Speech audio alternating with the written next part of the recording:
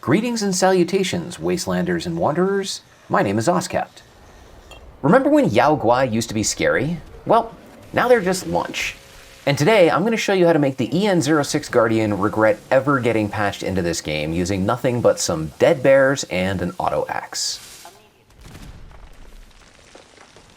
So the current meta for soloing our favorite oversized robot involves making him shoot himself because Bethesda totally meant for that to happen, and then finishing him with melee damage before he can recharge.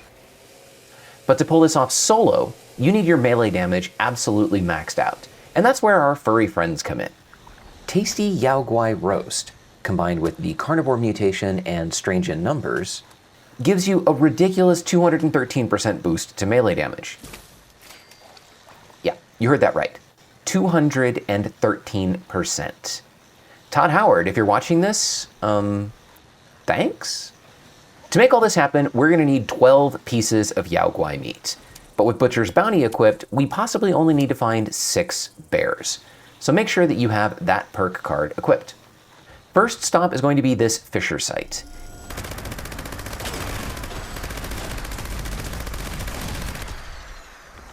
And although this is a 100% spawn rate for the Yao Guai, it's always going to be dead because, come on, it's a Fisher.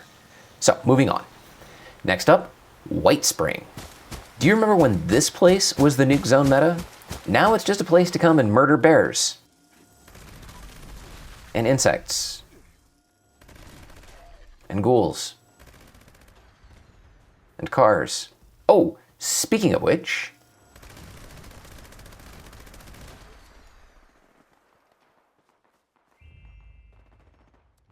Mountainside Bed and Breakfast is next, and we will get 2 spawns here.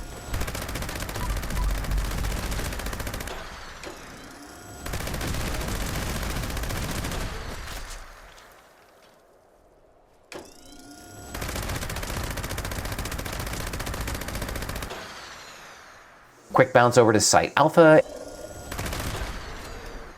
and we got 1 more bear for the pot. And you know, I feel bad for the creatures that show up as being the hot items in the meta. But honestly, it's about time that Yao Guai got their due.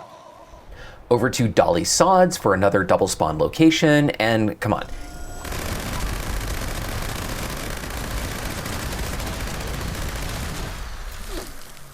This is a terrible place to put a children's camp, right? Heading over to Mananga Overlook.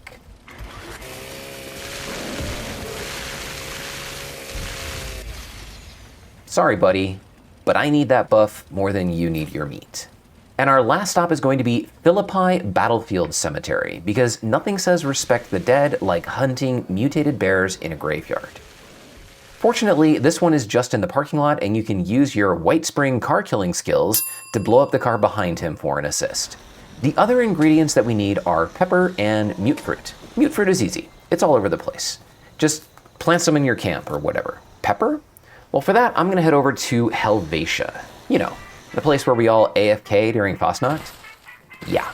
So you can find 6 peppers, 4 of which are at the Freya House restaurant,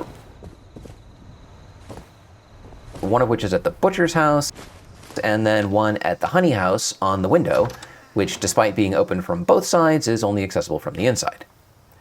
The rest I'm going to get from Flatwood's Tavern, where 2 will spawn in the kitchen, although I only found 1, if you look on the shelf next to the oven. 1 will sometimes spawn on the billiard table, 1 is next to the outdoor cooking station on a small shelf, and then next to that there should be another one on the table, but when I looked, it wasn't there. But you can get pepper all over the place, so just check the wiki if you're out. After this, it's just a matter of cooking it, but that presumes that you know the recipe. And since it's a random drop, maybe you don't. But don't worry, you have options. 1, you can hit up the Whitespring Refuge restaurant, and if you sit down, the waiters will come over and talk to you, and sometimes they'll be selling it. You can also get Deathclaw Wellington from here to boost your strength by a lot.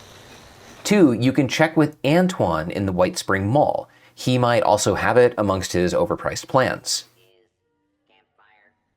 Or you can do what I did and recruit Yasmin Chowdhury as an ally. She's available from the settlers with a reputation of ally. Not only is she the best ally for carnivore builds, but she's also the only NPC in this game who actually knows how to cook. But what she does not know how to do is take a bath. And I think that's because she's always using the symptomatic, and it's not really a shower. Now, if none of them have it, you can also check to see if you know the recipe for tasty mutant hound stew. That will give you the same effect, just swap Yao guai meat for mutant hound meat, and then grab some starlight berries instead of mute fruit. And now for the moment of truth. El Guardian. Alert. Unauthorized personnel detected. Activating defense system.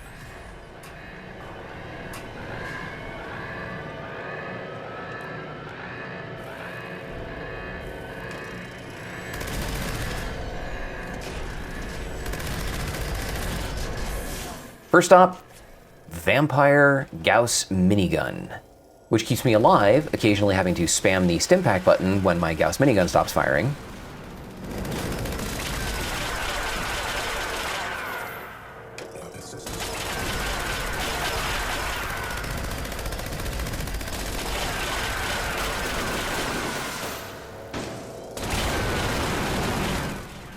And then once the shield is down, switching over to the auto axe. And as you can see here, after a couple of seconds, I'm able to get over 1,000 points of damage. That's just crazy.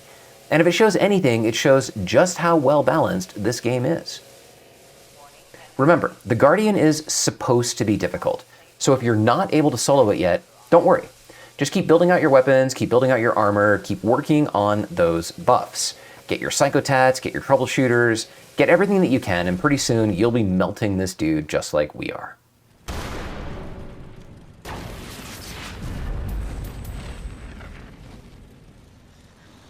Let me know in the comments if you've soloed the Guardian, and if so, what are you using to do it? Thank you so much for watching. My name is Oscapt, one half of Gamer Aviator. And until next time, stay safe out there, Vault Dwellers.